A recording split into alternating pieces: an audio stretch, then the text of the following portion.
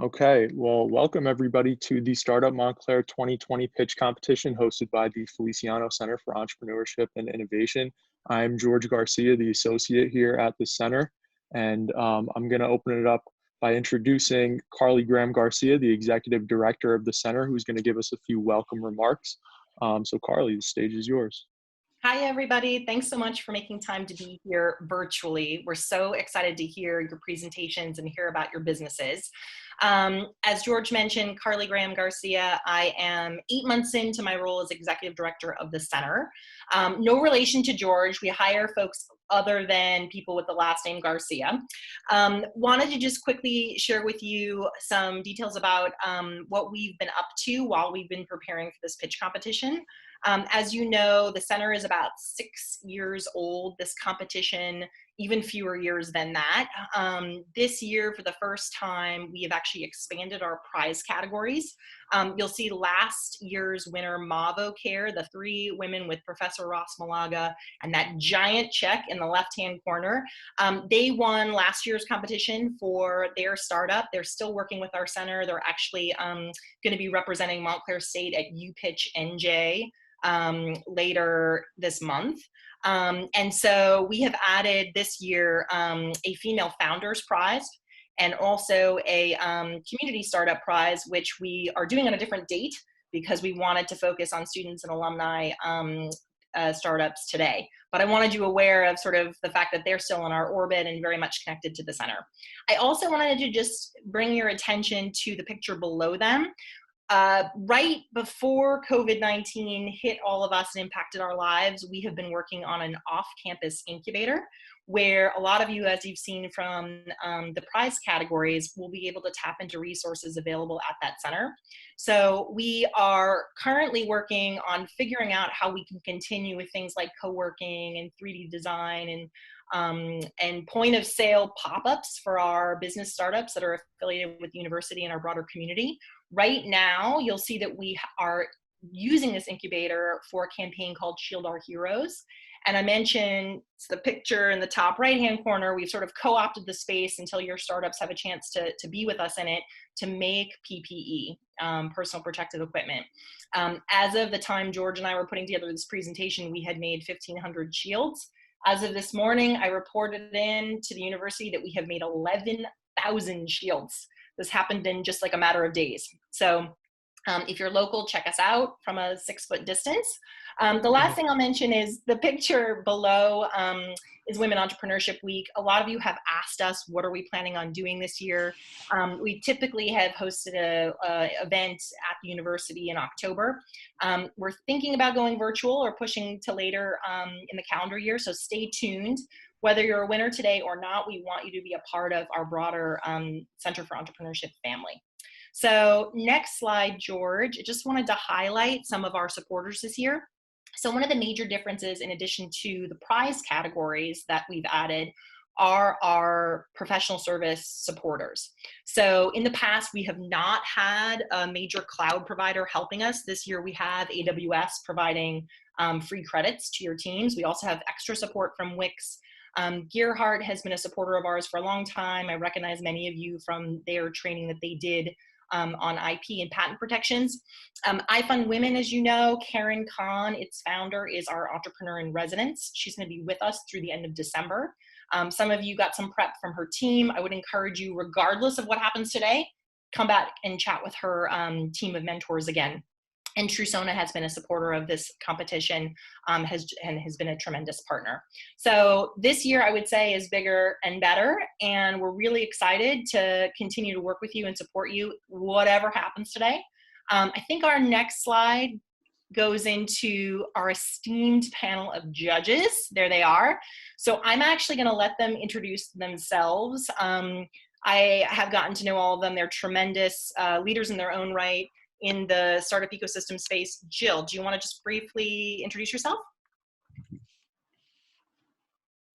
Sure. Hi, great to be here. Thank you so much for including me on this. I love these sorts of events. My name is Jill Johnson. I'm the co-founder and CEO of the Institute for Entrepreneurial Leadership.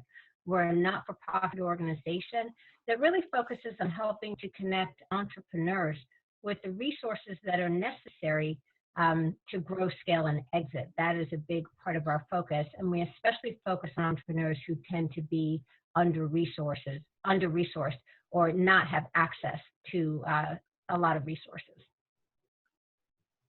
Great. Thank you, Jill, for being here. Stephen, do you want to introduce yourself and also Oceans? Sure. It's great to be here. This is really interesting and a learning experience for me, being in such a kind of complex Zoom setting here, that really excited to see how George manages it all. Anyway, I'm Stephen Rosenblatt, co-founder, general partner of Oceans. We're an early stage venture capital firm in New York. We started it 2 years ago. We invest in primarily tech-driven, engineering-led businesses. And we as Oceans are all operators for years and really work hands-on with our founders. Prior to that, I was president of Foursquare, led the kind of transformation of Foursquare, the consumer check-in app, which maybe some of you have checked in and or found great places using the Foursquare app, but really it's an enterprise data company. And before that, I built a company called Quattro Wireless that we sold to Apple during the financial crisis. So have a little bit of experience in the chaos. It's great. We're lucky to have you. And then I want to give the floor to Ricardo Tavares, who is an MSU alum. As of today, we're also excited to announce that he is going to be on our roster as an adjunct professor come fall. So if you are continuing on as a student at Montclair, you might get the chance to take his course. Ricardo, do you want to introduce yourself? Sure. Thanks, Carly. My pleasure. So just like Stephen, I'm an entrepreneur as well. Stephen, very nice background, by the way, and so was you, Jill, so thanks for sharing that. I'm an entrepreneur. I've built and sold 3 companies in the past, from education technology to entertainment technology. And my latest sale was to the NFL, a company called SportVest. I sold to the NFL last year in 2019. Since then, incorporated what's called a family office, which has several investment vehicles, but overall 19 portfolio companies, 2 venture capital firms, 1 private equity firm, and 3 hedge funds. And I love working with entrepreneurs and inspire new ideas and bringing them forward. So I look forward to see what you guys have put together for us today. Great. Thank you 3 so much. I think we may have 1 or 2 last slides and then we'll get going. We're going to be keeping a time clock, as we mentioned. George, this is back to you. Yep. Thank you, Carly. And thank you to the judges for being here today. We really appreciate it. So format, I've sent you guys many documents and emails about this, but basically here's how it's going to go down again. So each team is going to get 5 minutes to give their pitch. They're going to have their pitch deck on the screen as well as their video sharing. Then following the pitch, there's going to be 5 minutes of Q&A with the judges. So the judges will have those 5 minutes to ask any questions they'd like. And then the students will have time to respond there with them in a conversation setting. Following all the pitches, the teams are going to be excused, and then the judges and the Center for Entrepreneurship staff are going to get into a room and deliberate and talk about each team. And from there, we're going to select the winners of each prize. The prizes are as follows. First place is going to be $25,000 cash, and then $30,000 in additional industry support from our supporters. Female founder prize, again, 25 plus that 30. Second place is going to be 10,000 plus the 30, and third place is 5,000 plus the 30.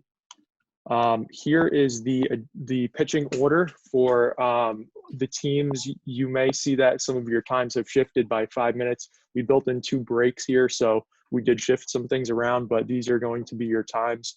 And as we mentioned, teams, there is going to be a member of our staff, which is going to be Liz and Alyssa, are going to jump into your breakout room right before you're about to pitch, about 5 minutes before you're about to pitch, run through a quick checklist, make sure that you have everything in place and you're ready to go. And then the judges and staff and our supporters will also join your room and listen to your pitch. So again, there's your pitching order. It goes in alphabetical order. The results are going to be shared tomorrow along with the next steps for all teams. So please check your emails for that. And then just a couple quick reminders. Teams, remember to share your screen with your deck. Please mute all notifications. If you have a Mac, you go in the control center and hit mute. And then also just make sure that you're enabling video when sharing your screen. Last thing here, in case of technical difficulties, you are going to be permitted one restart, and I'll raise my hand. I'll say stop. Let's run it back. We're going to restart your pitch. Your 5-minute timer is going to start again, but your 15-minute time slot will not change. So I'm going to be keeping the timer on that as well, because we're going to have to keep it moving. So from there, best of luck to everyone. I'm going to start getting everyone into your breakout rooms, and we're going to be with Team Agapi in just a few minutes. Hi everyone, my name is Kylie Ralston, and a couple months ago, I was sitting on my couch in my apartment scrolling through a bunch of dating apps that I downloaded. I wasn't finding what I was looking for in a relationship though. It was mainly just hookup culture. And as I was scrolling through, I kept getting notifications from my horoscope apps I read on the daily that they were saying the love of my life was around the corner and that a relationship was straight ahead. But it wasn't adding up. So I thought, why not combine an online dating service and a horoscope app together to find who I'm most compatible with? I'm Caroline Maynary, I'm a Capricorn. I'm Damien Perez, I'm a Pisces. And I'm Kylie Ralston, and I'm a Capricorn. Now, what a zodiac is, it is a sign that encompasses the path of all the planets in space. And these are those 12 signs, actually, and each and every single one of you has your own sign. Now, to go along with the zodiac sign, there's a horoscope that was developed by astrologers many years ago, and it helps calculate births, characteristics, and foretelling a person's life. For example, I'm a Capricorn, and my horoscope tells me who I'm most compatible with, which is a Taurus, Pisces, Scorpio, and Cancer.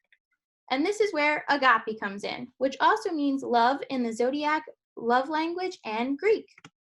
So when you sign up for Agapi, you'll be brought to your profile page where you can upload pictures, have a little bio about yourself, and do little facts like your height and where you're from. You'll also get a daily horoscope on what your love life is going to be like for the day. And if you scroll down a little more, you'll get an overview. Now, to go meet someone, you can go to our Explore page where you can even filter out who the type of person you want to meet, from their age all the way to their height.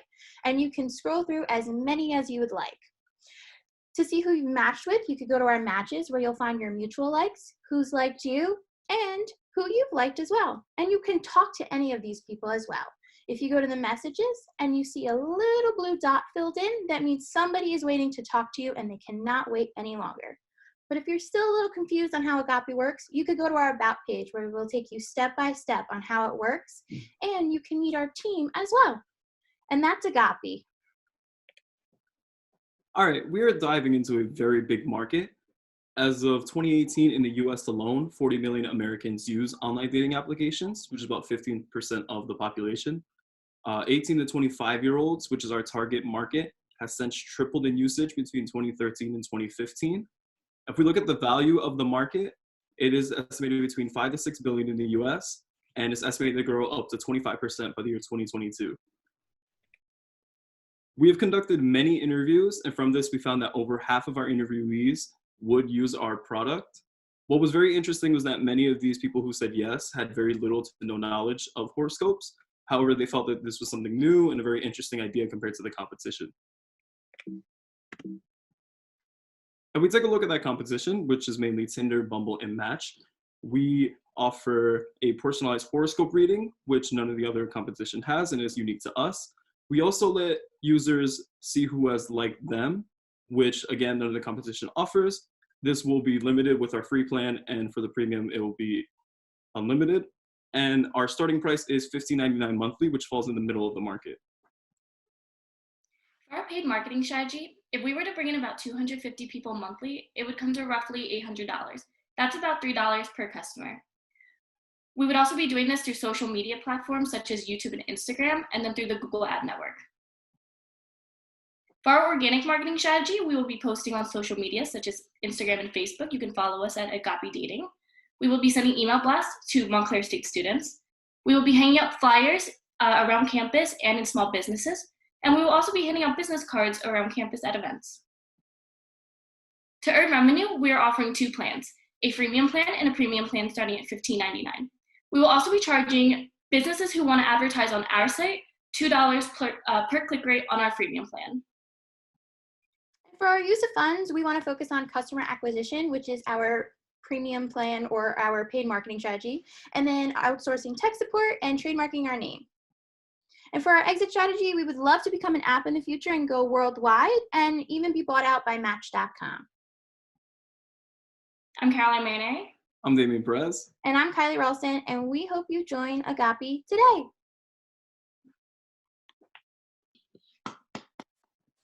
Great job, guys. Thank you. Thank you. Thank you so Now much. is for judges Q&A. Whichever judge wants to start it up, I'm going to start the timer now for 5.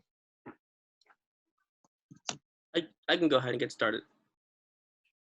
Perfect. Great presentation, guys. Thank you. Very interesting. So part of what builds user retention is how your users are behaving in the app. Mhm. So how are you designing the app to incentivize the user to be ethical, so that whatever actions they take doesn't influence your branding or your exposure to other users? So what our plan is we want to design an algorithm for, compatibility, of course, with the other signs as well. And hopefully with that algorithm, they will have, matching up characteristics that they can go with the other people and, help them find and match up like we showed in the presentation as well. So it kind of it will vary between how they will be, showing their characteristics and what they like as a person to help match up with the others, if I explained that correctly. Yeah, but how are you assuring that they're going to behave ethically, or they're not going to harass people in there? Or We can't for sure say they won't, depending on the type of person they are. But with security, we are hoping that we can actually make sure that they are that person. So example, if when they sign up, we will ask to verify their email or their phone to make sure they are that person. So we are hoping we can get a security system that it will match up with them. Yeah, we also offer features. I'm sorry, Kylie. No, it's okay, go ahead. We also offer features where they can flag a person, report a person if their behavior is not acting as how we want them to act. That as well. And obviously, our security will make sure that it's connecting right to the person and making sure that they're the person that they say they are. Yeah, because from many of our interviews, they also said that security was a big thing about dating applications. So we want to make sure that they feel safe and comfortable to talk to others. Yeah. Well, this is Steven. I have 2 questions. This is Steven. I'm an Aries. How many people, do you know, so you said how many people use dating apps. Do you know how many people use horoscope apps in the US? Do you have a sense of how big the horoscope, passionate horoscope users are? It was hard to find that number. However, when looking at other horoscope applications such as CoStar, they had about 5 million users. And then, okay, cool. And then, how do you think about what stops a Match or a Tinder, any of the ones you mentioned, from adding this as a feature in their product? Just adding another kind of mechanism to identify. And how would you think about that if they did? I would think that from stopping them, they are more focused on, for Bumble example, they have not only just dating, but they have best friends, and they also have business. So that's their kind of main feature. And also the woman makes the first move. So I think they would be more focused on that than a zodiac compatibility, and more of hey, let's talk to this person, whereas that is where they're going from. So, and this is more of where you want to dive in a little deeper, as there it's just oh, I matched, let's talk to them. So this is Jill. Stephen, you took my question, that second one. That was exactly what I was thinking. My question is, if you get any sort of traction, let's assume this starts going well and you get traction, and one of those other sites starts to see that you're getting traction, they can just add that. So what else is it that you're going to do? How else are you going to create value so that doesn't become, that doesn't actually destroy your entire value proposition? Well, we could patent the technology that we use that's matching them, which would be pretty much the horoscope compatibility. And then Bumble obviously be honored because they have all their other features. If they were to take it, you know, we could always do what they take from us.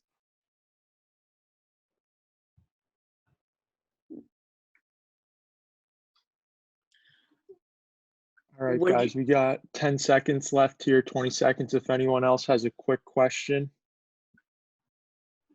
did you guys ask your in your interviews with in the validation process? Did you ask them about which price they would feel comfortable paying for? Is that how you Yes. arrive at that $15?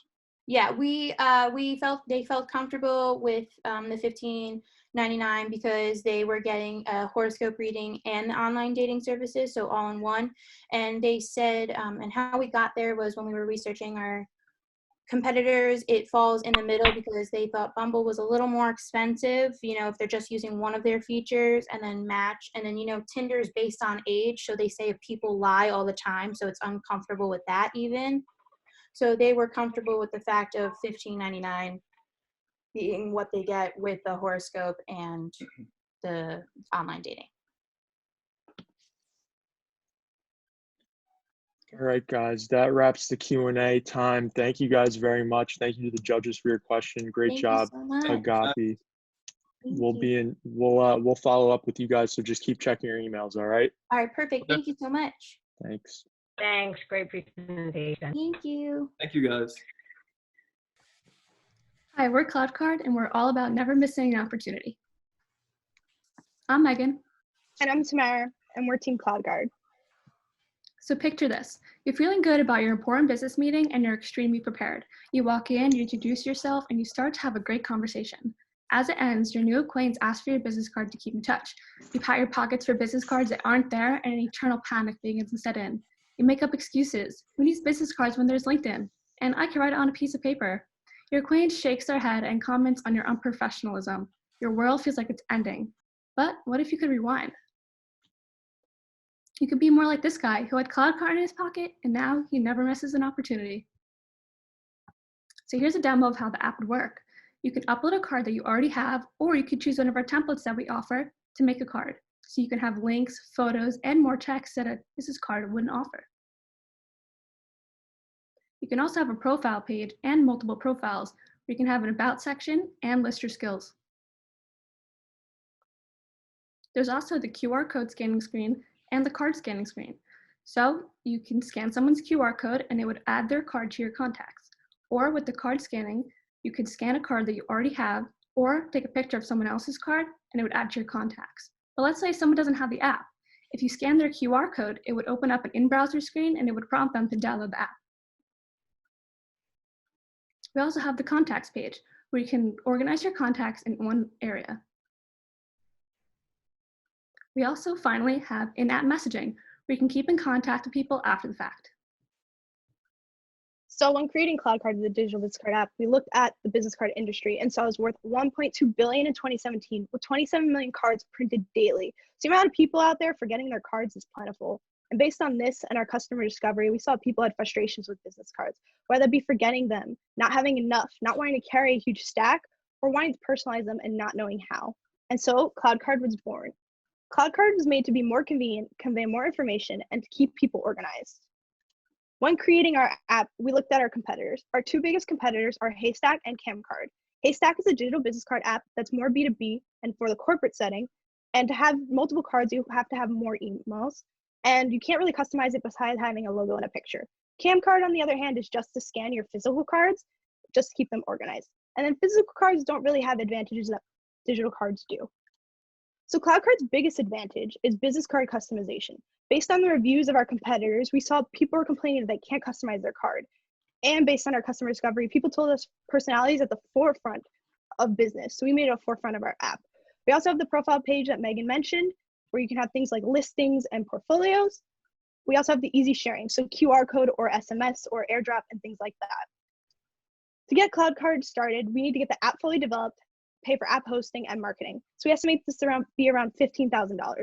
We also have ongoing cost of app hosting, support, and marketing, which we estimate to be around $7,000. To bring this money back in, we're gonna have a freemium model, meaning the app is free to download, but we're gonna bring in money with advertising and in-app purchases of our templates.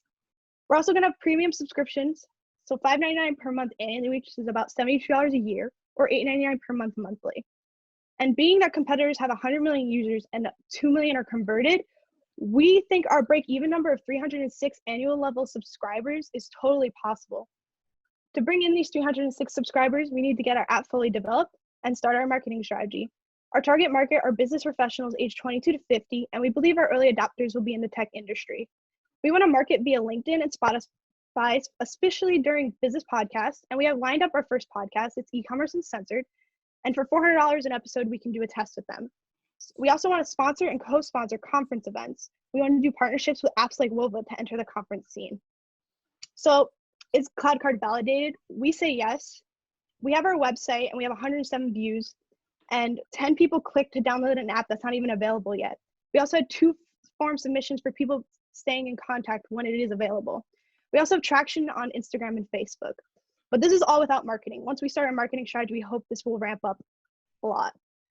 So when CloudCard is a reality, we are going to be in the business of making sure no one misses their next big opportunity. So thank you. We're Team CloudCard. I have a question. Yo. I have another judge who wants to enter the competition. Do you think we should allow him to give opinions too? Yes, 100%. Because he gives me all my best ideas. Yeah. Come see CloudCard. You might want one.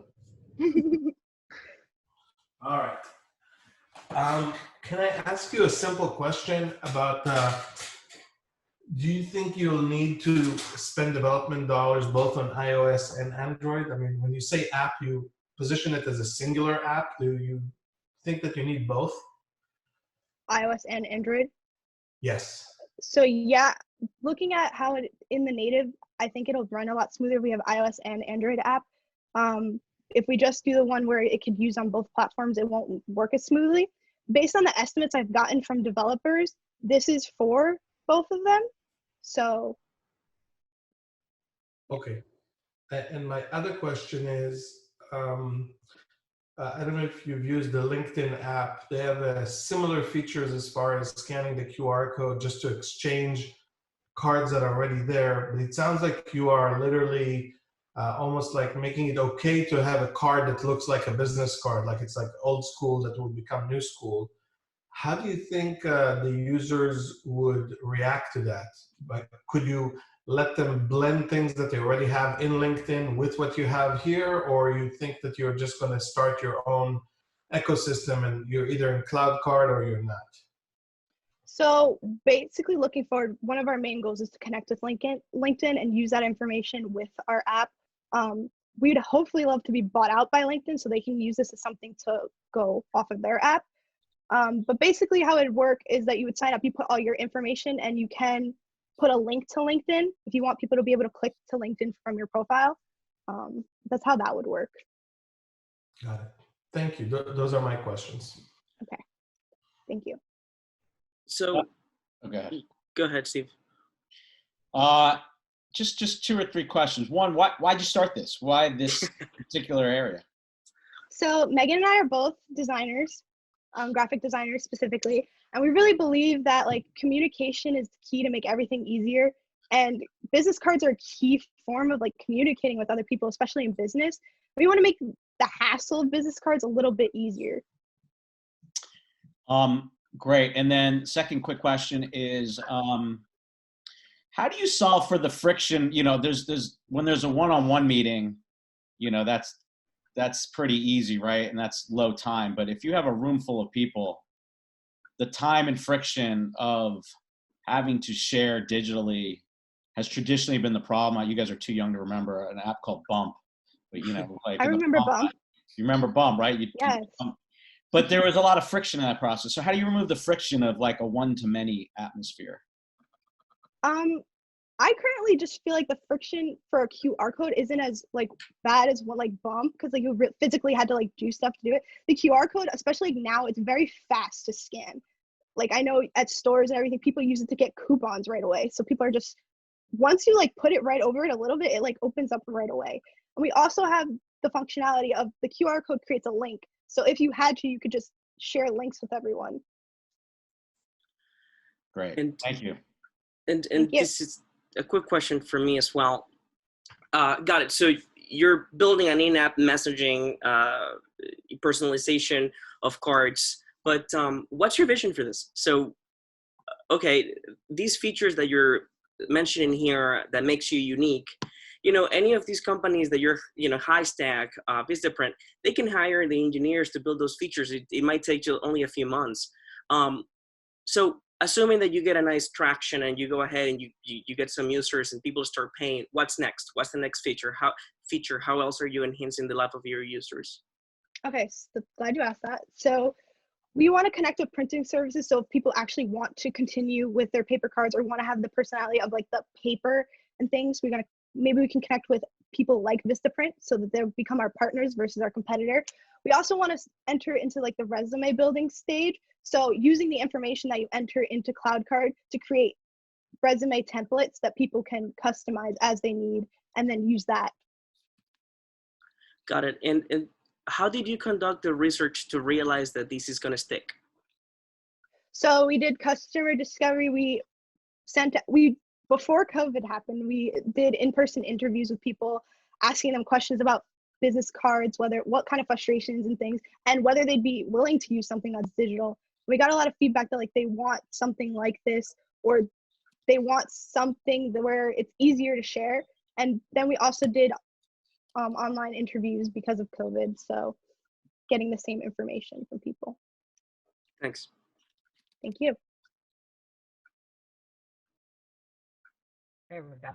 Hi, great presentation. My question is that this really is requiring a change in consumer behavior. You're asking people to change the way that they normally do things. That might be a little tough for some people to understand why they should just change.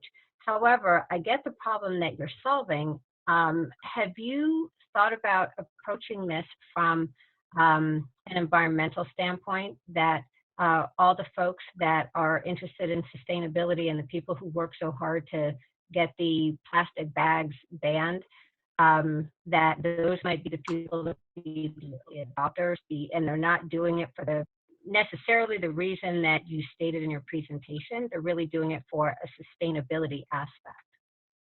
So we actually did think about that. We think it's going to be lesser of the people, because I feel like the demographics that we're going to go after is definitely the younger generation. I feel like it's not completely like everyone's happy, like, oh, sustainability. So I feel like we're going to get a lot of people because we can push that factor, that you don't have to print all these paper and everything. But I feel like that's less of our demographic. So that's why it wasn't like something that we mentioned at a forefront.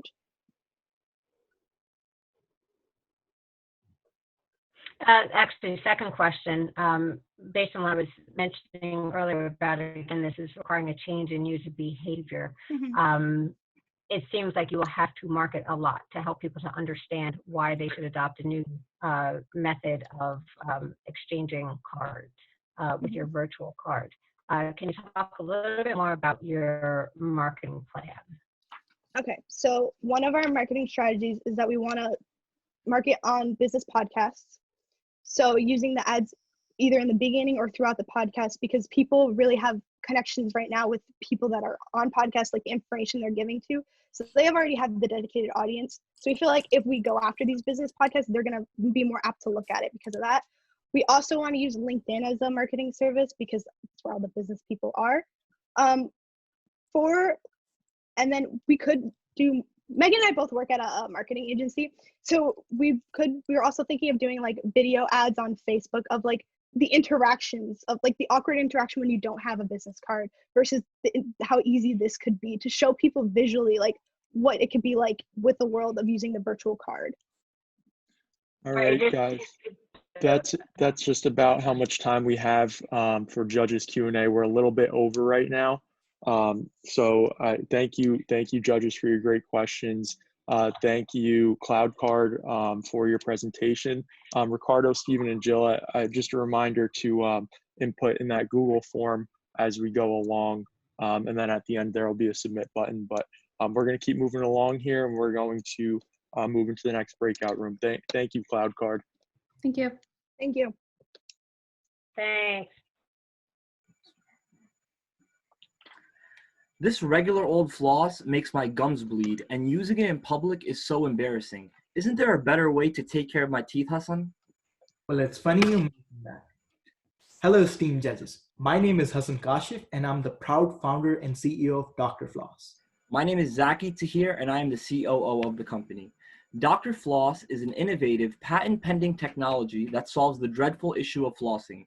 It is a one-time use, eco-friendly floss that allows you to floss all of your teeth simultaneously. Let us tell you a bit about the problem we all know exists, and then we will show you how Dr. Floss solves it. Flossing is one of those fundamental daily routine which everyone dreads for one simple reason. There are no consumer-friendly, viable products on the market. New research from the American Academy of Periodontology found that if we don't regularly floss our teeth, we risk contracting gum diseases such as gingivitis, heliostasis, and even heart disease. The World Health Organization estimates that over 2.3 billion people worldwide suffer with dental diseases, many that could have been prevented with habitual dental hygiene. The same study from the American Academy of Periodontology found that 78% of Americans are so dissatisfied with current floss options that a third of them would prefer to wash dishes, clean a toilet, or sit in gridlock traffic rather than floss. Now we can sit here and go on and on and on about the different statistics around flossing, but I think it's pretty obvious. Over the past 1,400 years, there's been innovation in just about every single industry except dental hygiene. Dr. Floss was founded to solve these problems, as it is the world's first eco-friendly, autonomous, one-time use floss, which allows you to pop it in and pop it out within 10 seconds. It flosses between every tooth in your mouth. Our innovative technology is constructed using 32 double-stranded movable threads supported by a C-shaped frame made to fit into one's mouth painlessly. Currently on the market, there are two categories of floss. In the economical category, traditional flosses are known for having toxic chemicals such as polyfluoroalkyl. Plackers, on the other hand, have a single thread which not only makes gum sensitive, but also puts consumers at risk for cross-contamination. Because let's be honest, no one's using 32 separate plackers while flossing. Rather, we just wipe it off with a napkin, giving us the illusion that those tiny, tiny bacteria aren't being carried over from tooth to tooth. In the premium category, water flossers, which can cost up to $100, aren't even medically approved by dentists. Not to mention the obvious fact of how bulky and inconvenient they are, tying you down like a landline from the 90s. Finally, Blizzardent offers a custom-fit device which costs anywhere from $200 to $300 and requires for you to go to the dentist and send them a mold so that they can take 2 to 3 weeks to manufacture your floss. In terms of company culture, our customer validation surveys indicate that consumers are looking for a way to floss while on the go, say in the dining hall before a lecture. Our innovative technology allows you to do just that without being embarrassed. We are an eco-friendly brand which aims at ethical sustainability by using biodegradable material such as bamboo, silk, and charcoal. Prioritizing this initiative can help ensure consumer satisfaction and help change the market, letting the consumers know that their purchasing decisions have an impact on their health and the environment. When evaluating the reality of our culture, it becomes self-evident that we live in a kind of Starbucks culture. Nobody wants to sit down and do a tedious task, but rather consumers are opting for a quick, easy fix to get the job done. We are so close to our goal of grabbing this billion-dollar industry and turning it upside down. Although we hold 3D printed prototypes, we are here today asking for $25,000 to cover molding, manufacturing, and marketing costs for 1 calendar year. Not only will this investment support our company as we venture on, but it will transform our margins to produce significant results in a large-scale run.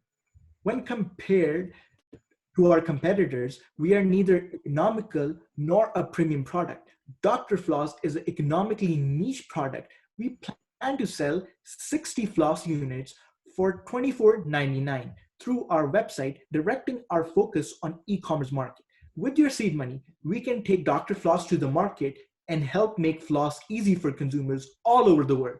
Thank you for your time, and we would like to open the floors for any questions.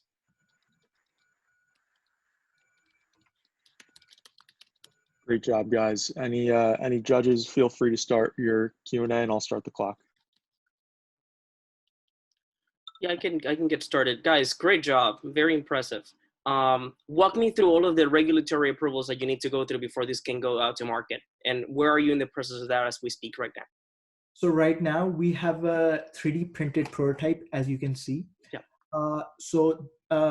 All of the materials that we chose for the product are FDA approved, such as bamboo, which is biodegradable. So bamboo can biodegrade within 5 to 10 years. Along with, for the thread, we're using silk and charcoal, which also is biodegradable and it is eco-friendly. So there's no specific requirements, as this is a standard practice in the industry. So you need no regulatory requirements for the application of it to push it out to consumers. Yes, yes.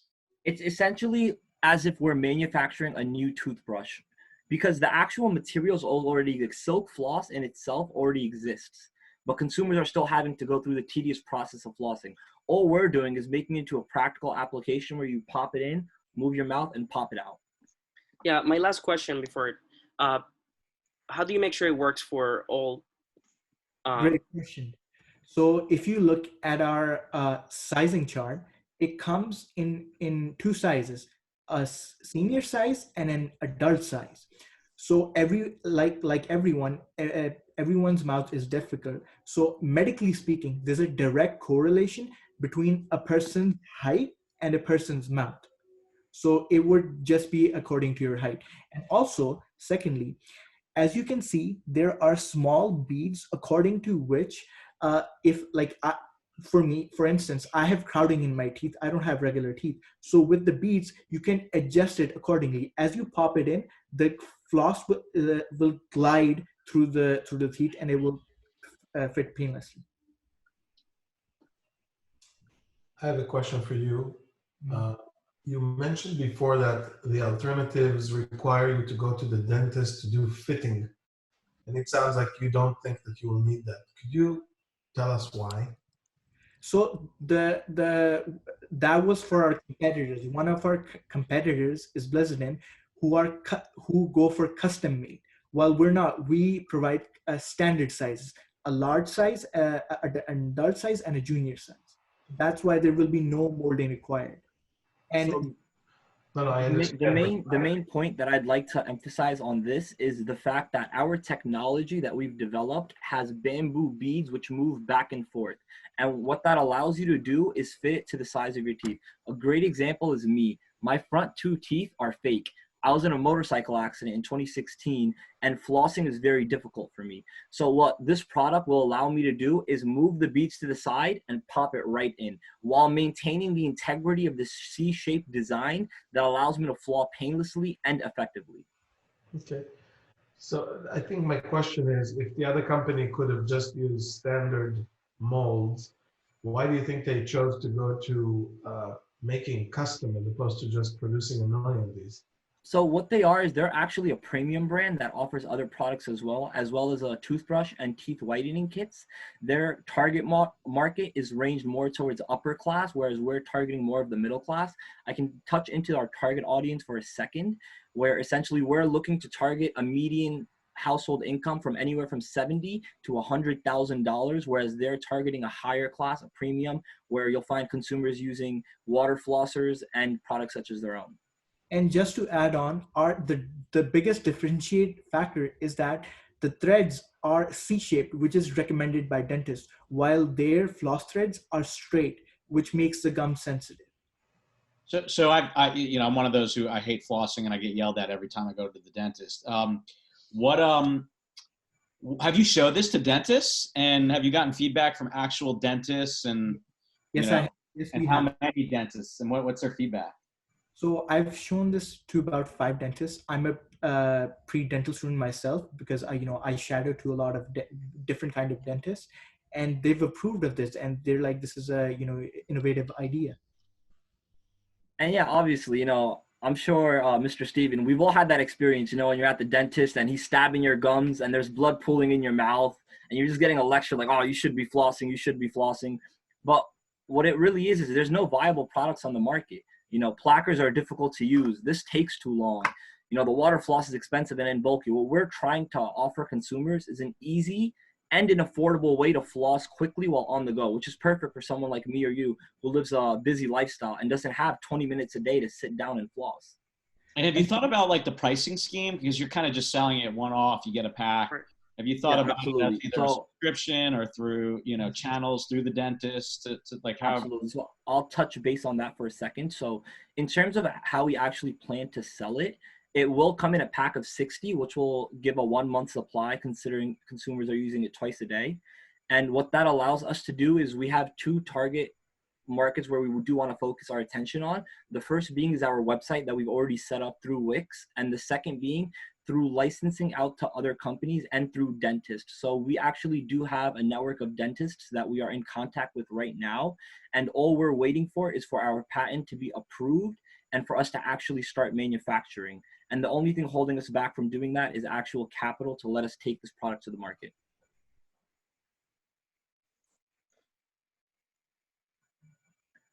Jill, do you have any questions here?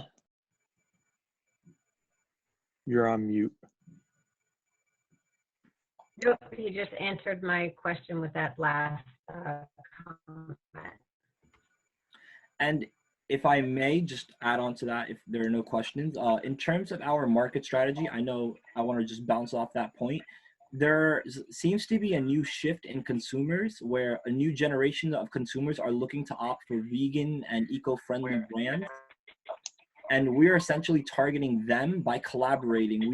We have reached out to many locally sourced vegan health brands such as Hello and Dr. Grissa, and we want to collaborate with them. And they're based in Montclair. Yes. Great. Guys, one last question here if we have time. If not, we can move on. Go ahead, Ricardo. Yeah. So look, I'll be straight up. I would like to see. We need to keep in contact, but I would like to see a team of at least a council of dentists that give you advice as advisors or something. But as the company scales, what operational talent do you need, or why are you guys the right people to bring this to what point, and at which point do you need extra professional help to keep moving forward? What's your vision for the actual execution of the operation of the company? Absolutely. I'll touch base on that. So in terms of our company timeline and where we want to be in the future, right now what we need to do is we need to prove sales and we need to prove the market. Because we can speculate and talk about all these statistics around people might want to buy our product, but we actually need to go forward and prove that consumers will buy our product. And the end game is to produce new products and to license the product out to bigger companies. And that is our end goal. Okay, that's about all the time that we have for you guys. Thank you. Judges, I'll remind you, please enter your input into the Google form, and I'm going to start moving everybody to the next breakout room. Thank you, Dr. Floss. Thank you so much. We appreciate your time. Thank you. Okay. Thank you all for being here during these trying times. Our goal here at Garbage Wine is to save the world, one glass at a time. I'd like to take a moment to introduce you to our team. I'm Melissa Spiegelman, the Chief Science Officer. Rochelle Jackson is our Chief Legal Officer. And here's James Riley, our CEO. We are virtually casting this pitch competition for a very important reason. We are united as a nation in an attempt to curb the current COVID-19 pandemic. But what most people don't realize is the effect coronavirus is having on our food supply. Right now, farmers across the country are being forced to bury thousands of pounds of produce. Food waste in America is already a glaring issue, with Americans throwing away over 80 billion pounds of food every year. The food system in this country is irreparably broken. 1 in 6 Americans aren't getting enough to eat, yet 1 in 7 truckloads of food being delivered to supermarkets is thrown away. And of the remaining food that does hit shelves, supermarkets are losing $15 billion annually in unsold produce. Jill, Steve, Ricardo, did you know you are each throwing away $1,600 every year? Your money is going straight into landfills, where it becomes the third leading cause of methane pollution. It's not cars, it's not cows, it's your cash. We want to change the food waste landscape by turning unwanted produce into wine. We want to cut the 1,000 Empire State Buildings worth of food waste while also curbing methane emissions this waste produces. The fermentation process takes 7 to 10 days. Then we age the wine for 2 to 3 months. The average turnaround time for fruit wine is 5 months. We're helping farmers, consumers, and the environment by diverting the produce destined for landfills and transmuting it into a unique drinking experience. Our target market is the Millennial Generation Z consumer. Millennials should be the largest growing segment of wine consumers, yet their consumption remains stagnant. Enter Baj wine, a product that doesn't condescend to the consumer or require years of experience to enjoy. Currently, boxed wine is enjoying a resurgence. The industry is growing at 200% year over year, yet they command less than 5% of retail sales. When the next generation of wine drinkers think of wine, we want them thinking boxed, not bottles. These are our major competitors. They have tremendously high overhead costs with specialized grapes that are extremely susceptible to environmental changes and market disruptions. What sets us aside from these competitors is that we do not need a vineyard. The largest sunk cost for any wine company is their vines. We also do not need to depend on a harvest. But what we can depend on is that Americans will keep wasting food. Our carbon efficient packaging also produces less waste than the traditional glass. We want to become the leading choice for the modern consumer. We are doing this by curating sampling events all across New Jersey. We want to stay local and build a strong, proud, and loyal customer base. Once we do garner some traction, we're going to approach Southern Glaciers Wine and Spirits, which is one of the largest wine distributors in the United States. For our launch, we want to have 6 different fruit wines ready. You're investing $50,000 in us. 39% of that will go to product development in the form of packaging services and distribution, while 41% will then be devoted into inventory like fruit acquisition and supplies for fermentation. The remainder will then go to marketing and other fees. We want to garner $1 million worth of revenue before year 4. We will accomplish this by doing an 80% markup on our product. We want to charge $20 for a 1.5 liter bag. We've divided Garbage Wine's first 3 years of operation into 3 distinct phases. Year 1 is the virtual phase. Here we operate as a virtual winery with the goal of producing our first vintage by May 2021. Next is the expansion phase. Our goal now is to transition our trial and tasting customers into subscription members. Enter the Save the Sea Turtles Wine Club, a monthly subscription service delivering wine to your door. Finally, the physical phase. Realizing profits 2 years running, we will look towards real estate and the opening of our first garbage wine laboratory, complete with the tasting room, to drive more traffic and further subscriptions and online sales. A world with Baj wine is a world where no fruit gets left behind. Thank you all for joining us today. We're Baj wine, and we are here to save the world, one glass at a time. Thank you. Thank you, guys. Great job. Now I'm going to open up the floor for judges' questions. And teams, I just ask that you keep your answers, make sure that you answer the questions there, and don't go on any tangents. All right. Thank you. I have a question for you about quality control.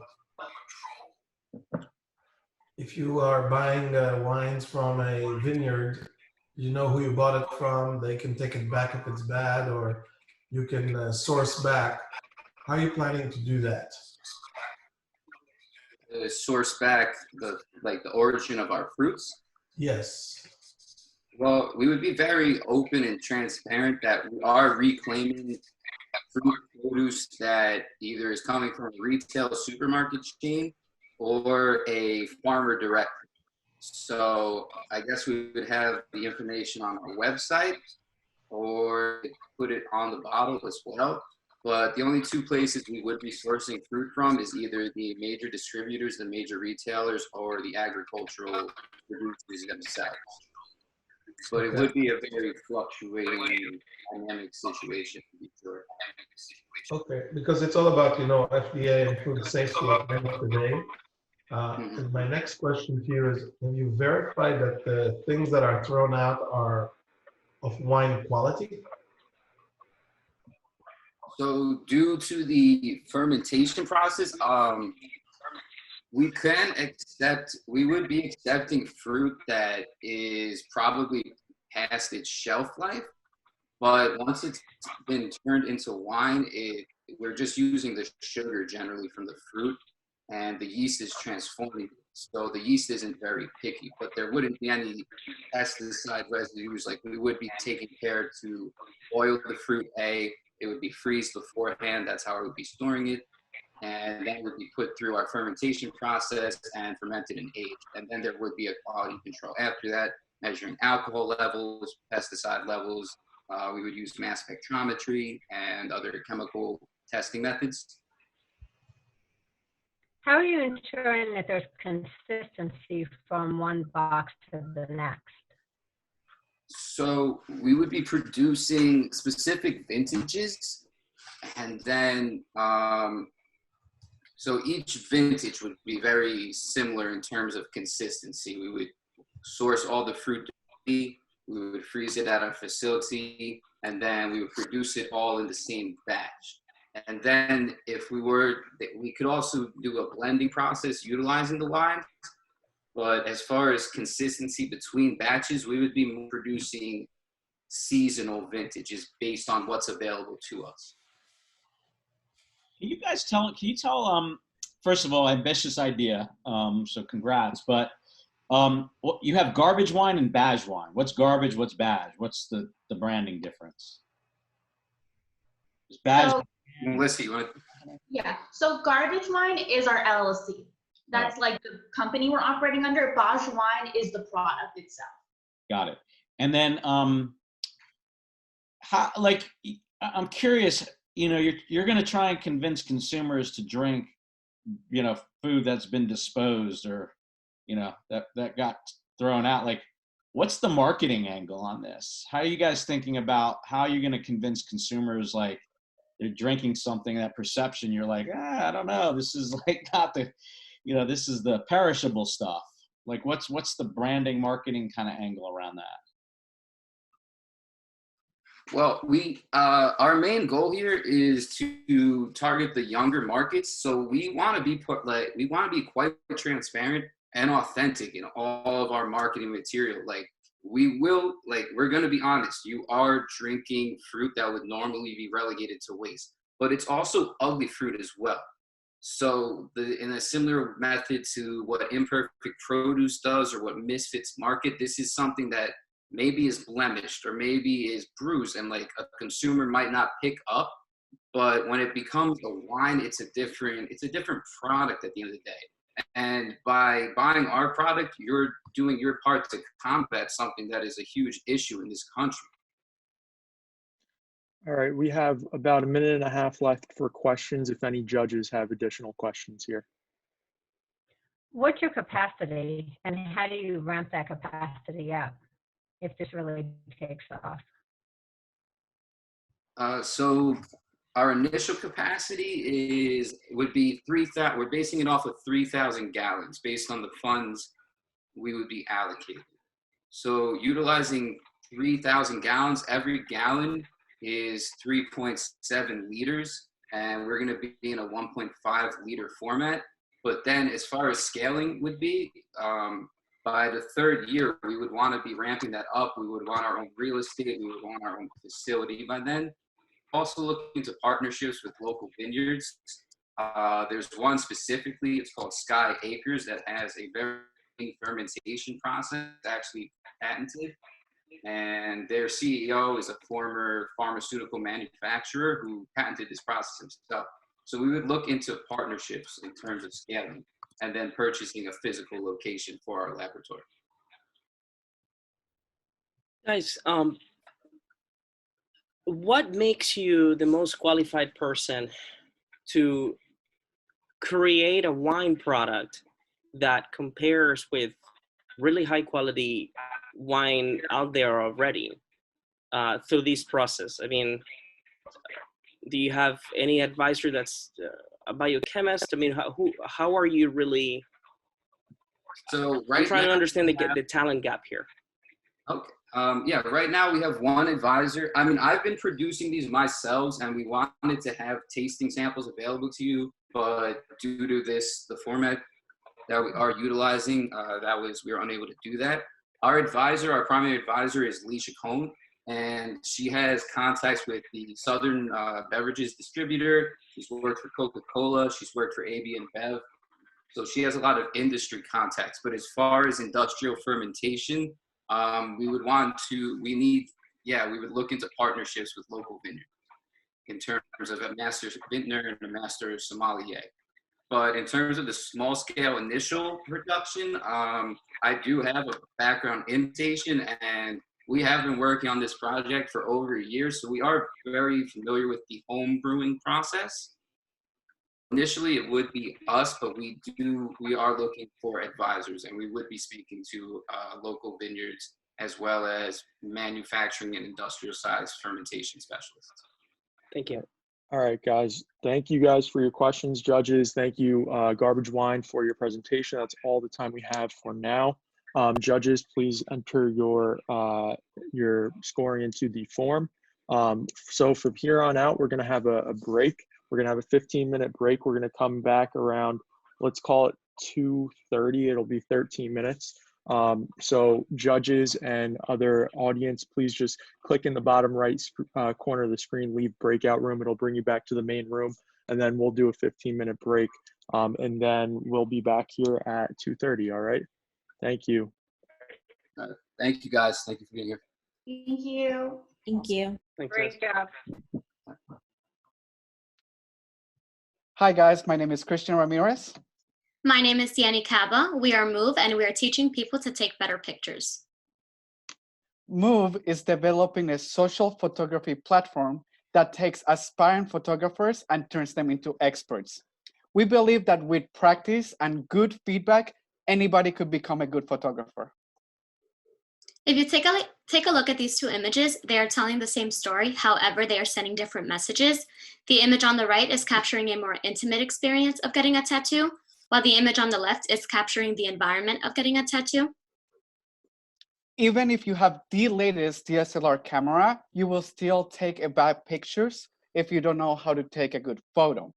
Using a feedback cycle, MOV will teach photographers how to communicate their ideas in a more accurate way to send their intended message.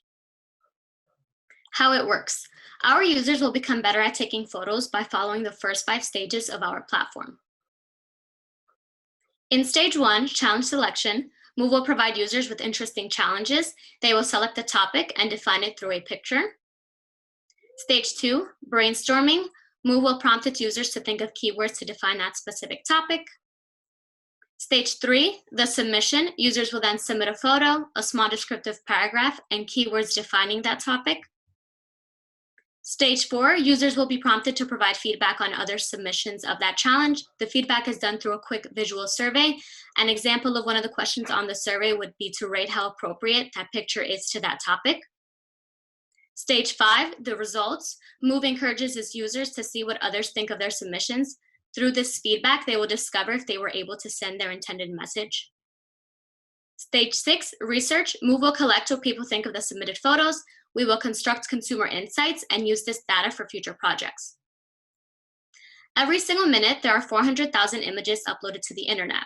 There are currently 119,000 photographers in the American workforce, all whom could benefit from using our platform.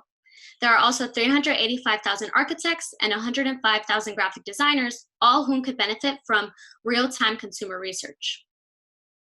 An example of a photography platform is Guru Shots. They're a proof of concept as they currently have a total of 1 million downloads. Other competitors include Expert Photography, Instagram, and Pinterest.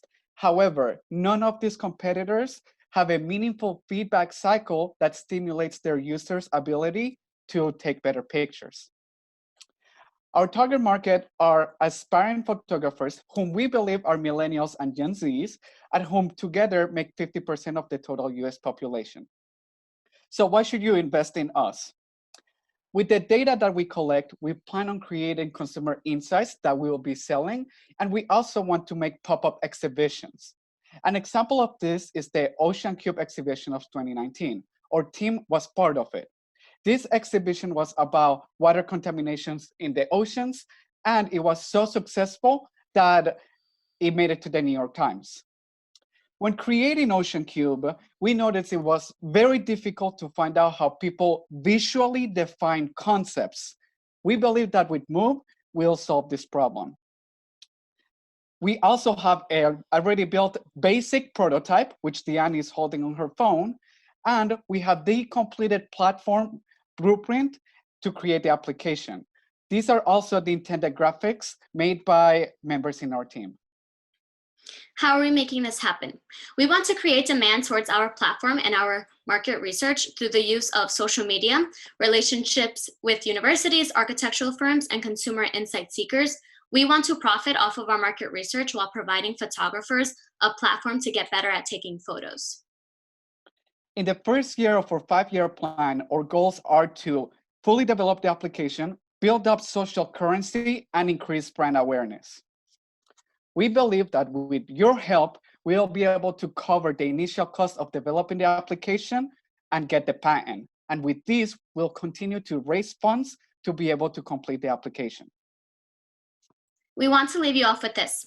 Photographs play a very important role in everyone's life. They connect us to our past. They remind us of people, places, and stories. With our social photography platform, we hope to strengthen these connections by enabling people to accurately capture their movements. Thank you.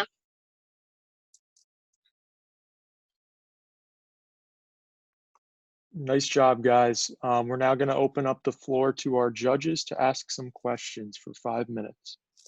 Can I ask a couple of questions? The feedback you mentioned, is it like crowdsourcing from anybody who wants to, or do you have feedback from layman people and also real photographers that the aspiring photographers should be listening to per se? So basically what ends up happening is that the feedback comes from every single user within the application. Okay. That way, each other, they're learned. So when you learn by doing and you learn by providing feedback. So as they're taking pictures and they're doing these surveys, they will be able to find out whether their picture sent the intended message to the other users taking that feedback. So it's almost like having like a community of photographers in the app that they help each other to get better at photography. Okay. And my next question is about monetization. Could you explain exactly who would want to buy it and for how much? What's the business model? Yes. So as we mentioned in the slides, the ideal target market are aspiring photographers or people that belong in the arts. Just a quick example. Montclair State University this fall, 2020, they're offering 3 classes for photography, and there's a total of 65 students taking those classes. If we budget the app to cost $10 to be used, that is $650 just for one round of people. We have different pricing. In an ideal world, we would like to have the application to be free. That way, a lot more people could be using it. We could have bigger sample sites to provide more feedback and do more consumer research. And then we want to follow the Mintel, the GFK, the Nielsen model, where they create reports and they sell those to people that are looking for this type of information on specific concepts at a specific time.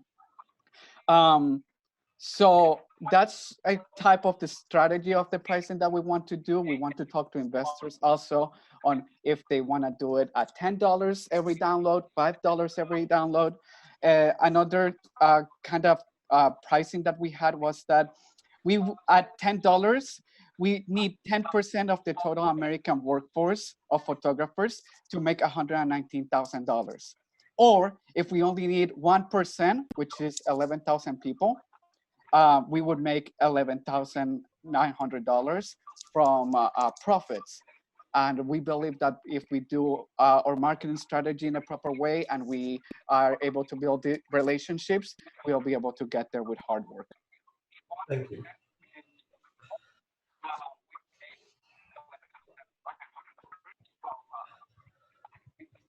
We have 2 minutes left for questions if any judges have some additional Yeah, questions. I could jump in.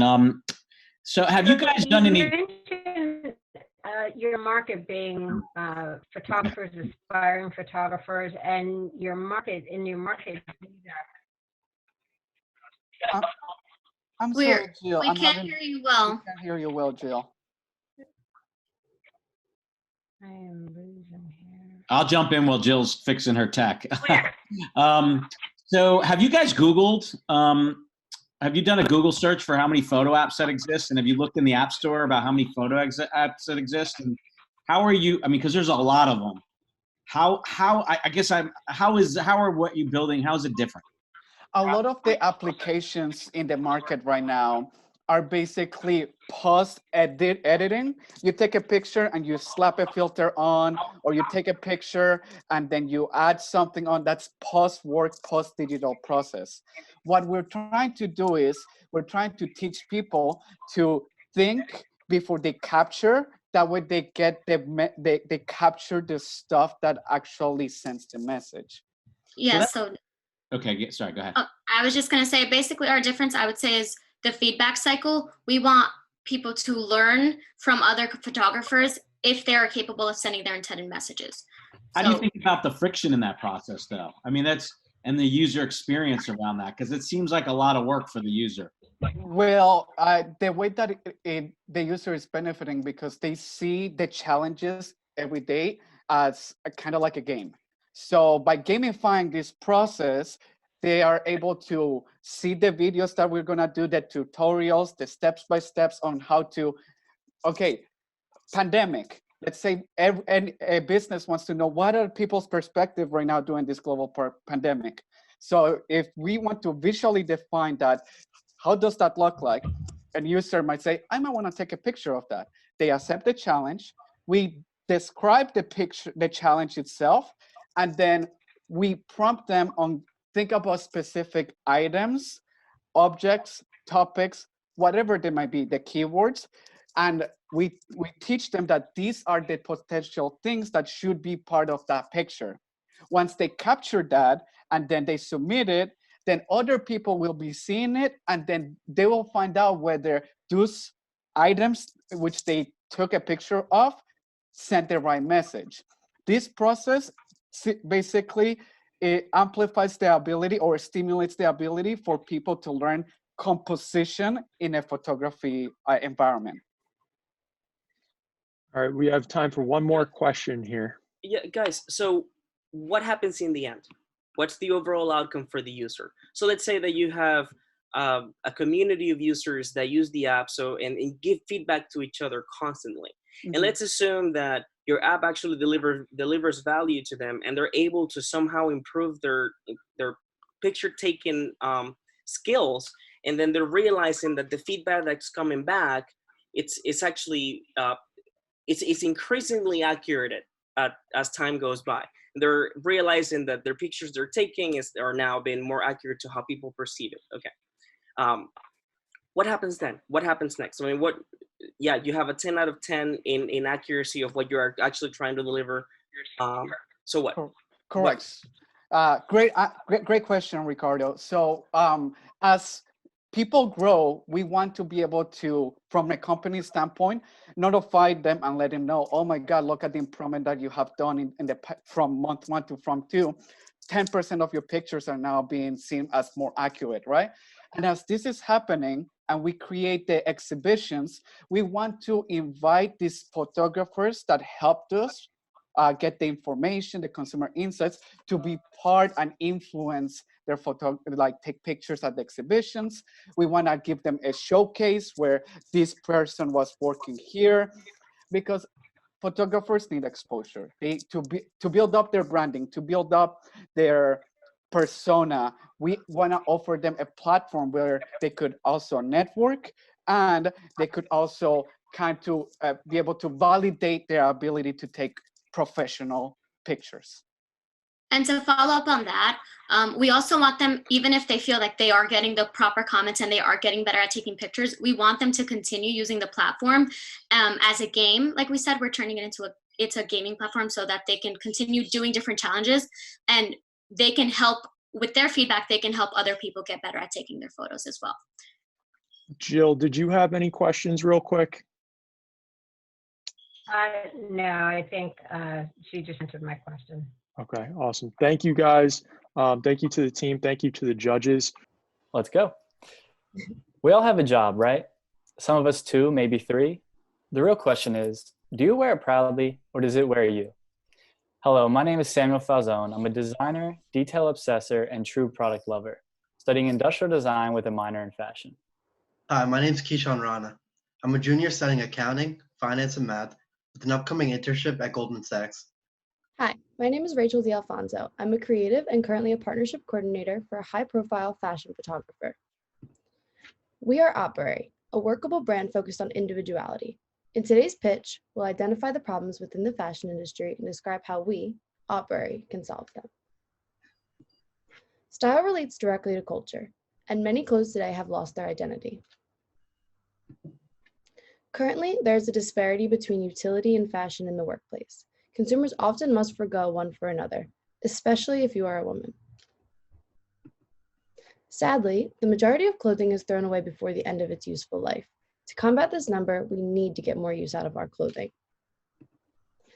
Today, consumers are buying things at an irresponsible rate, just a few taps away from a new purchase. Most products on the market require the consumer to work around them, whereas Operari works around the consumer. We have reviewed the market and dissected our competitors, applauding what exists but identifying the need for change. Operari sits at a crossroads of fashion and function, and within this position, success is inevitable. So, how does Operari plan to succeed? Through a modular system that places emphasis on individuality.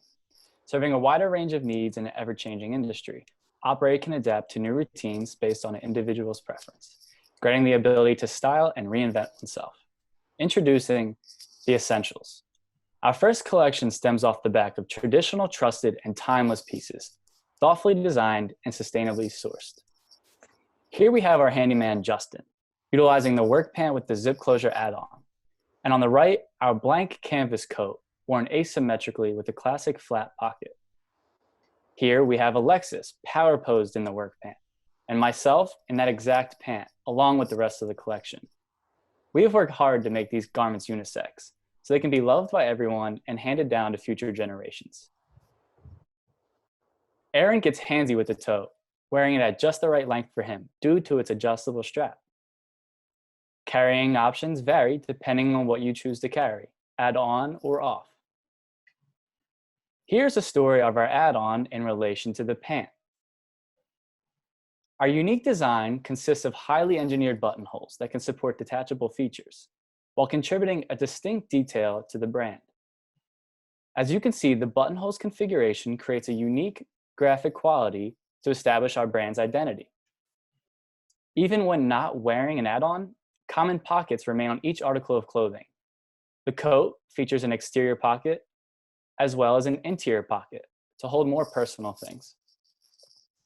Not only do our add-ons complete an outfit, they can be used all on their own, ultimately getting you more use of your belongings. The best part of the product is that its use is unique to its user. Our consumer is part of the multifaceted working class, present in all sectors and industries. This includes creatives, critical thinkers, and hands-on learners. Our diverse market calls for varied tactics.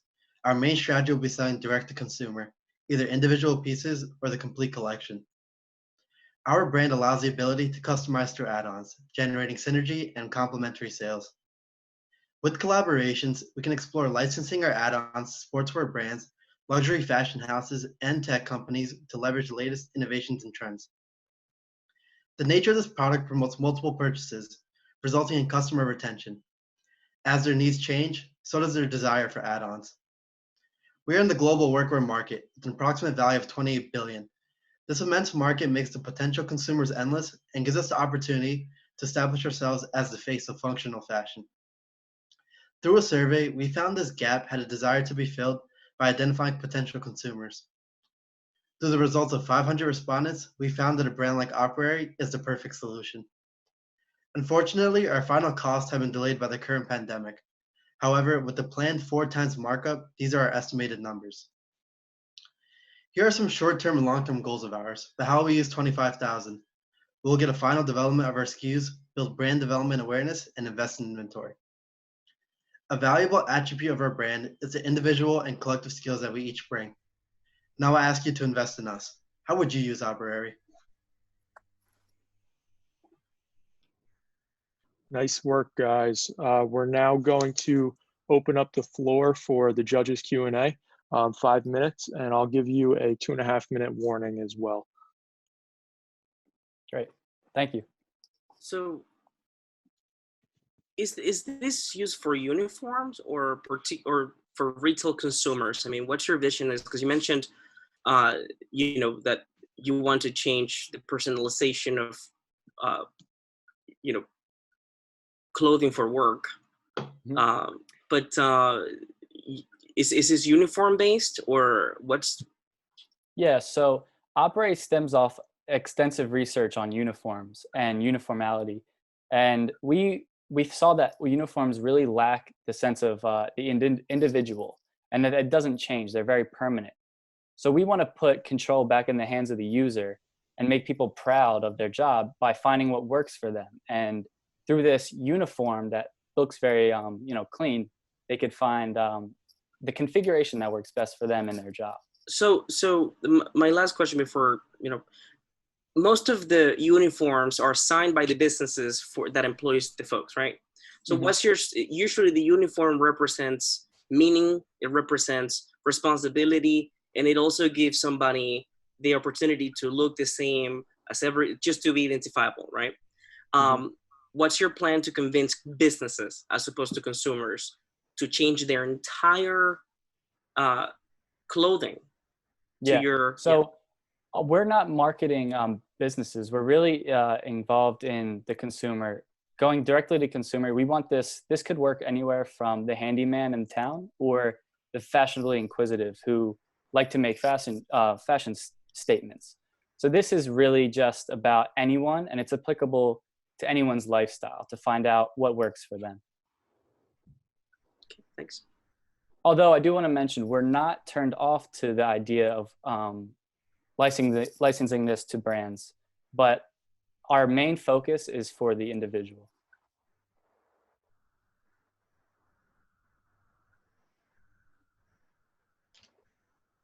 Okay. Well, I guess what I mean, you're I think Samuel, you said you know, your fashion major. Like, how did you come to this? Like, you guys, you know, what prompted you to kind of go down this route in terms of this fashion area? Yeah, so with a major in industrial design, I'm very detail oriented, and then I've always grown up loving clothing and studying fashion.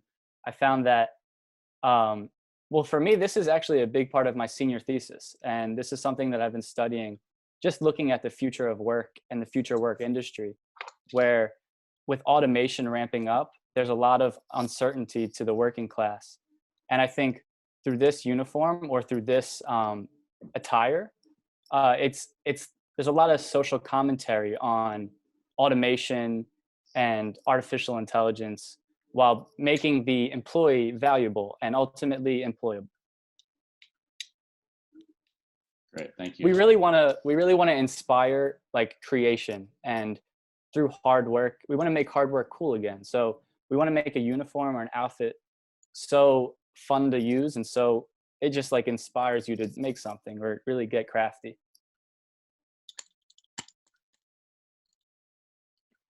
We have 1.5 minutes left for questions here.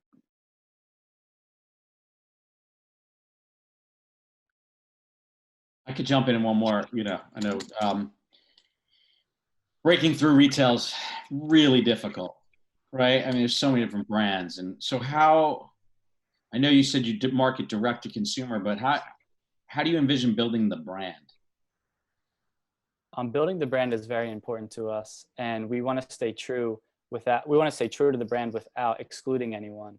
So through direct to consumer, we would have our own website to educate our customers, and through social media campaigns and ads, like running Facebook and Instagram ads, we would really show the variety that this attire provides, to see how people could use it how they can make it applicable to their lives.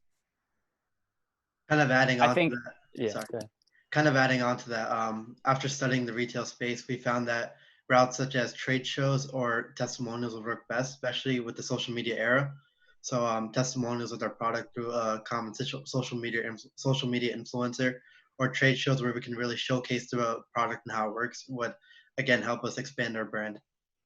And tapping in again, just one more. We also talked about influencer relations, which are super helpful right now for brands. I work with an influencer, so I've noticed a lot of growth with small brands just from posting, and the fees aren't too outrageous that it wouldn't be possible.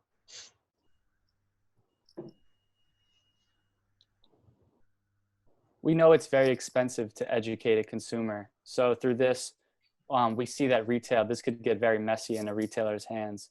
So until we feel comfortable with the quality of our product and the quantities, we would work with people that we really trust that can handle, and we would educate them, making sure that they're aware of us and true to our brand. Guys, one more here, if you will indulge me. How do you know this design works? You know, how do you know that this is actually going to sell? Who have you spoken to? Do you have, yeah. So this is still in a prototype phase, and we're constantly refining our design. And through this project, this is the outfit that I'm wearing today is actually the 7th prototype, and we are it's like it works. I wish I could be with you, and it's a very tactile thing. I wish I could show it to you guys, but it's yeah, it's totally tried and true, and we've definitely put it through some tests.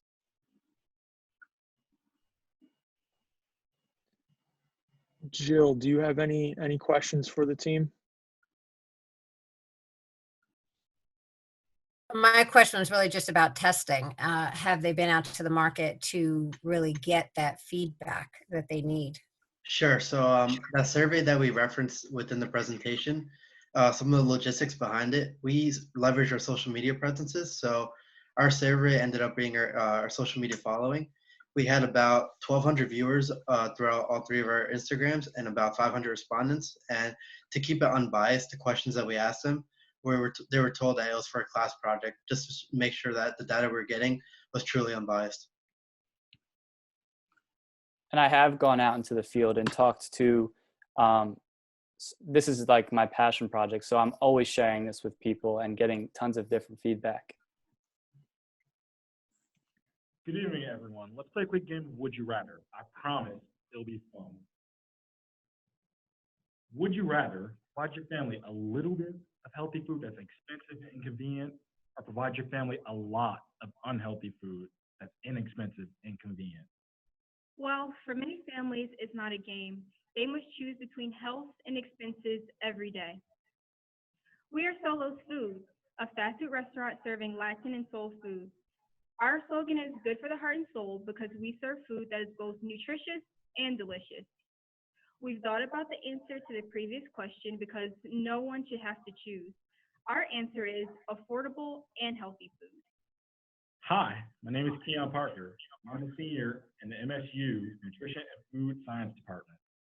I have experience in entrepreneurial ventures and sustainability, such as the Project USA Pedal Farmers, a program about giving back to the Newark community with various sustainability projects, such as the community garden, becoming an active farmers market vendor, using sustainable transportation to move our products around Newark, and meeting with various agricultural teams to learn other sustainability initiatives that benefit the city.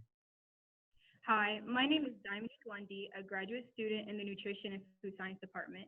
I have experience in ethnic cuisines, equitable food systems, and nutrition coaching. While doing research in the department, I learned the importance of culturally competent food to disrupt unhealthy eating patterns. Here are some problems to solve. America's obesity, diabetes, hypertension, and other diet-related diseases are on the rise. Ultra-processed foods are readily available and very cheap. These same companies purposely target low-income areas and communities of color. These populations work very hard and many times don't have the education or the time to cook nutritious meals.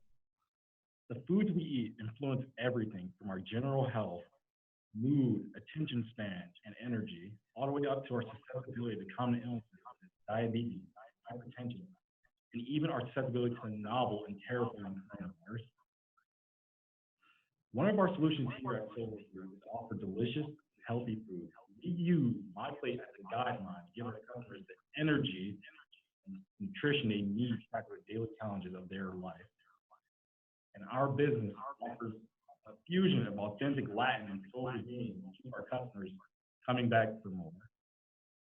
Our other solution is increasing access through streamlined delivery service. We have a user-friendly online ordering. We pre-prep our food for quicker cooking and delivery. We offer free delivery for low-income areas and a low $3.99 flat fee for everyone else. We keep our meals affordable by sourcing from local farms in Essex, Sussex, Morris, and Warren counties. We buy in bulk and in season, and we make use of the whole animal, vegetable, and fruit. Using Chick-fil-A as a benchmark, we can see that 39 out of 50 U.S. states are, to say the least, fans of Southern-style cuisine, including our own New Jersey and Essex County. Of Essex County's population, there are approximately 800,000 people of diverse cultural background. Of these 800,000 people, 500,000 people are of African American and Hispanic American descent. Of these 500,000 people, our target audience are 200,000 customers that dine out regularly. This proves that there is a market opportunity for our business Soul Food to thrive in New Jersey and Essex County. We already have potential customers in 4 school districts, 3 churches, 2 of which are mega churches, our very own Montclair State University, and student organizations in Seton Hall. Our traction can further be gauged by our 8.8 TASTE rating, invitations to join strategic plans, fairs, and workshops, and pre-orders for catering. Here's our competition: KFC, Chick-fil-A, and Popeyes. What do they all have in common? Well, besides serving fried food to low-income neighborhoods, they're convenient but not healthy. Then there's Eat Clean Bro, a healthy food company situated in New Jersey, and they have the opposite problem. They're healthy but not convenient. Our target is everyday working class people and their families, not just affluent gym goers. This is how we'll use our funds. We'll pay health department and state legal fees, rent a commercial kitchen, obtain ingredients and supplies, update our online platform, and expand our audience through marketing and a soft launch. Support the company that serves food that's good for the heart and soul. Great. Awesome. Oof. Nice work, guys. So I'm going to jump in. You must, did you do your homework and know that I was going to be a judge, and that's why you said Foursquare on that data? That was just... Or is that just coincidental? Because if you did it, it was brilliant. I'll just say it was brilliant. Okay, how about that? So just I want a couple questions. Is this like, do you actually have a restaurant, like a go-to restaurant, or is it more like you're delivering meals, more like Blue Apron? It's similar to Blue Apron, but I believe Blue Apron is pre-prepped and then they cook it. We actually cook it. Got it. So you're cooking it and deliver same day, but you're not going to an actual I'm not going to your restaurant, or am I? I'm getting your meals. Okay, got it. And then how does this scale? How do you scale this beyond local New Jersey? And do you have any desire to do that? Yes, we do. So initially, we'll start with Essex County. Essex County is, like we said, very diverse. It also has a range of incomes from low-income areas and upscale areas. And we'll use our marketing as well as what we call Maven marketing. So we want to get in with the trusted people of our community. So that's why we've reached out to superintendents. That's where we got the 4 public school systems from. We reached out to pastors. That's where we got the mega churches from, the student organizations, and we want to make friends with those large institutions because they tend to have large reach. Even though they may come to Montclair State, or even though they may come to a church, they may live farther than that. And word of mouth, even though marketing, social media is still new and great, and we want to use it, word of mouth is still king. And we want to make use of that. But maybe in 3 years, we do want to franchise. So just like we put KFC and Chick-fil-A as competitors, we do want to eventually franchise. Last question, I'll turn it over to the other judges. How are you thinking about margin and pricing? Because, right, food is still, that's part of the reason, right? It's like the quality, you know, the reason you can charge cheap prices, the quality of the food tends to be cheap. Like, how do you do healthy but still affordable? And how do you think about the margin in that equation? Well, we've looked at it multiple ways. We have partnerships with local farmers. We cut out the middleman. Walmart is cheap, and Amazon, Amazon Prime is still in its infancy as far as food, but there are some institutions that are cheaper. But when we cut the middleman by going straight to the local farmers, we keep the prices low. We also make use of the My Plate proportions. So when you go to, say, Longhorn, you're going to get 16-ounce steak. We're going to give you 3 ounces, which is the healthy version, but it also costs less for us to give out 3 ounces versus 16 ounces. And we make use of vegetables, which again spreads, grain spread. We want to make it hearty, but we've thought about it economically as well. And we've beefed up the vegetables, and we've increased the grains that spread the meal out, and then the meat is about 3 ounces. Can you actually clarify your actual business model? I'm a little confused because you list fast food restaurants as your competitors, but then you said you don't have a physical location. Well, we use competitors, the fast food chains, because we do want to be convenient.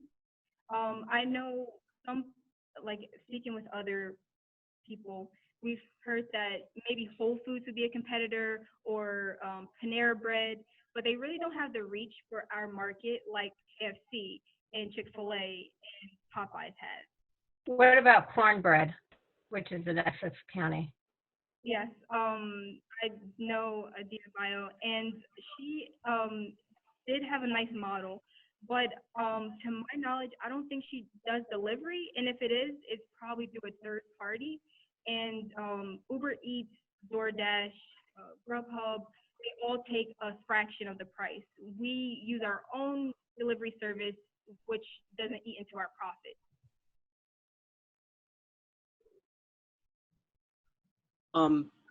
Guys, very nice presentation. I'm genuinely interested in this because part of our portfolio companies is we own a couple of restaurant chains. Walk me through your traction. So you're working with organizations in campus and off campus. How many surveys have you done? What has been the delivery method of challenges of those services? And what is the most popular plate that you sell, and describe the process of making that plate? Okay. Sorry for the sequential questioning. If you can get to all of them, will be great. Yes. So our traction, we started off with cold calls. So we sent out emails to superintendents. I actually went to the student organization fairs at Montclair State Union Hall, and from there we gave free samples. Right now we don't have a commercial kitchen, so we can't actually charge for our meals, or give out meals that aren't pro bono. So we've given out free samples, and from there we actually got pre-orders. We got asked to come to workshops, to come to at fairs as well, and even come to student organization meetings. And as far as our favorite dishes, people really like we have soul rolls that we call them, and they're like Jamaican patties, or doubles, if you're familiar with Caribbean foods. But they're baked, so they're healthy. They're not fried. Did I answer all your questions? Yeah, thank you. That is all the time we have for Q&A. Great job, guys. Judges, great job as well. Write down your scoring, please, and we'll discuss later. But thank you, Solo's Food, for being here. Right, thank you. Thank you. Hi, my name is Kylan. My name is Nicholas Ardropoulos, and we are known as Subclass. Now, many of you are probably wondering, well, what is Subclass? So Subclass is an event planning agency that focuses on underground styles of music, genres such as vaporwave, lo-fi, grunge, or pop punk, and so on and so forth. The main genre that we are focusing on is vaporwave, and the music that you are currently hearing is also vaporwave. So the problem that people face today is that it is very, very difficult to actually find your favorite online artist in a live setting. It is also very difficult for these online artists to actually make their transition from their online platform into the real world. But this is where Subclass comes in. Our solution is that we're going to team up with these artists and actually throw live shows, thus solving the demand of their fans while giving us the opportunity to capitalize on their online fan communities. But now going more into what Vaporwave actually is, which again is the genre of music that we're going to be targeting. So Vaporwave is a genre of music that originated online. It is comprised of samplings of music from the 80s and 90s, so genres such as smooth jazz, R&B, and elevating music, and so on and so forth. It is also accompanied by various different art styles and aspects of pop culture, and if you look at the images on the screen, these are the art styles that actually accompany the music. It is also very popular among our target demographic as well. If you look at the images on the screen again, this is to help give an idea for the general atmosphere that we want to create with what we're doing. We're trying to use the aesthetics of Vaporwave to stand out from the competition. So far, we have done 77 interviews and found two types of people. First, people are always trying to find new types of music online, but hardly ever get to see their favorite online artists in a live setting. Second, are nightlife and music fans who are always hungry for new music and experiences other than what they're already used to. Which brings us to our two customer segments that we'll be targeting. First is the online music fans, ages 18 to 28, who live in the tri-state area and will be willing to travel a little bit further into the city to come see our shows. And second are our urban music fans, same age range, who live in New York. This is what the market share of the biggest concert organizers and promoters currently looks like. Ticketmaster, now a subsidiary of Live Nation, sold almost 500 million tickets in 2018. But these are huge companies that only focus on the biggest of shows. This leaves an unmet need for smaller shows, which is where we come in. We basically want to be the Live Nation of underground shows. Now going in for what we'll be providing for our clients, we'll be providing advertising and promotion, as well as helping to locate a venue, finding and booking artists and supporting artists, as well as selling tickets and merchandise. This is exactly where we fit in, bringing fans, artists, and venues together to create live shows. For our MVP, or minimum viable product, we're going to start throwing smaller shows right after social distancing ends. We already have experience organizing and running small shows, so we're ready to hit the ground running. For our goals, for our first few small shows, looking to get 100 ticket sales at $10 a ticket. Small shows like this will strengthen our internal systems and start to establish a following. This is what the revenue and costs for those first few smallest shows is going to look like, shooting for $400 profit a show. Once we get started into the swing of things, this is what our revenue and costs is going to look like, shooting for $6,000 of profit a show. At $6,000 a show, around 6 shows a month, we're looking to make around $500,000 in 1 year. We are asking for the third place prize of $5,000.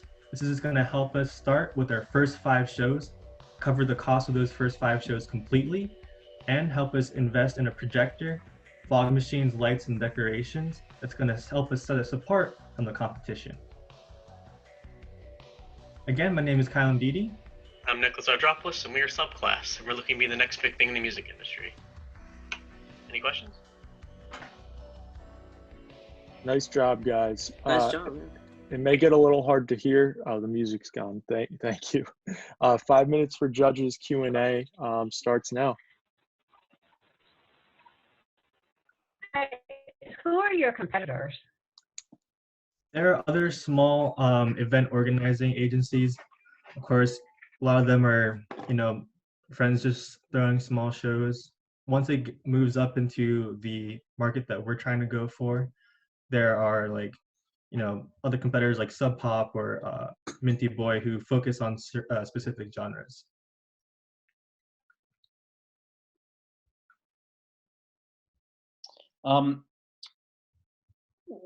What venues do you intend to use? I guess, and are they local bars that you want to get access to? Right. So, of course, New York, specifically Brooklyn, there's a really thriving nightlife and club scene there, with venues ranging from small bars that'll fit, stuff that will be appropriate for our MVP, like our 100-person shows. Venues off the top of my head would be like Jones Beach. Moving up into like 200-person shows, which will be more venue focused than bar focused. It'll be like a venue with a bar. One that I know and have a relationship with will be Purgatory.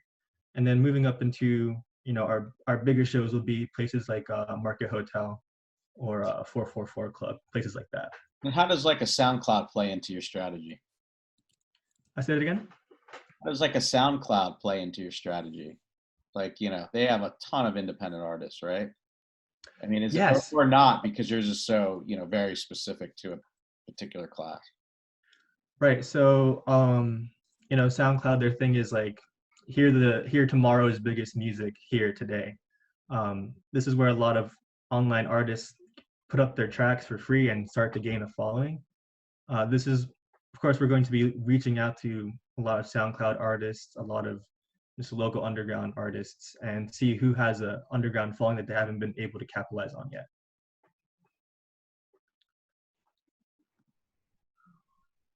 Folks, your ability to put these events together, it's gonna depend a lot on your network. So who do you know? Who do you know in this space that can either organizing these kind of events right now manually? Who can you present forward today that can put you in a credible position from showing your network, that can showcase your ability to put these events together? Okay. So I just transferred to Montclair a couple years ago, from Trenton to like North Jersey here.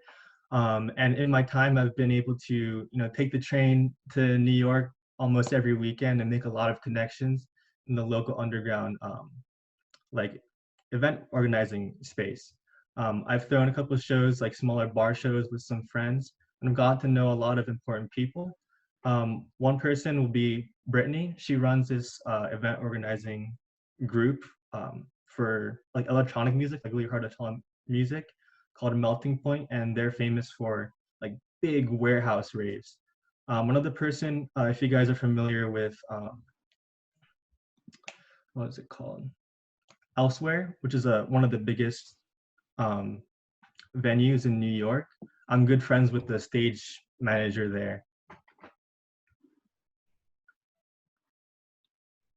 Cool. Is your core value proposition for the artists that are trying to become known, or is it really for the venue in booking artists and getting more people, sending more traffic to the venues? Right, so it'll be for all three.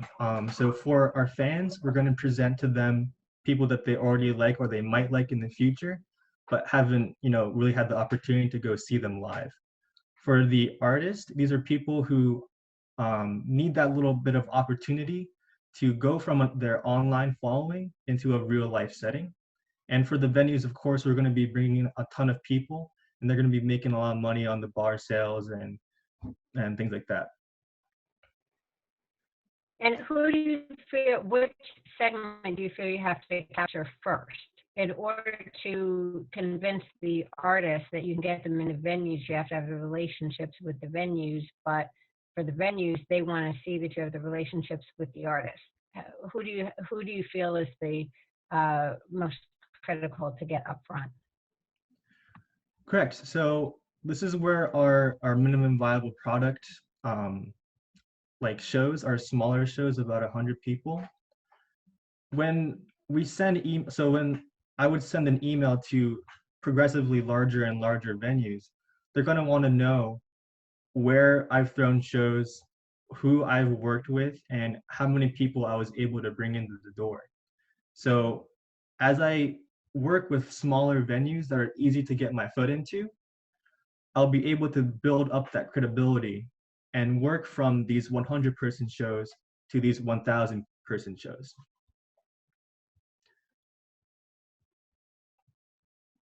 All right, we have time for one more question if anybody has one, and then we'll wrap it up.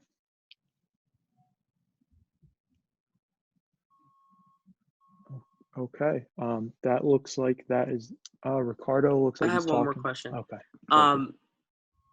Would you guys be able to articulate what kind of technology can make this a little easier for you? What was the last part? I didn't hear the word. Yeah, would you be able to articulate what kind of technology can make this a little easier for you guys? Right, well, obviously our big thing is reaching out to these fans who are going to be coming to our shows.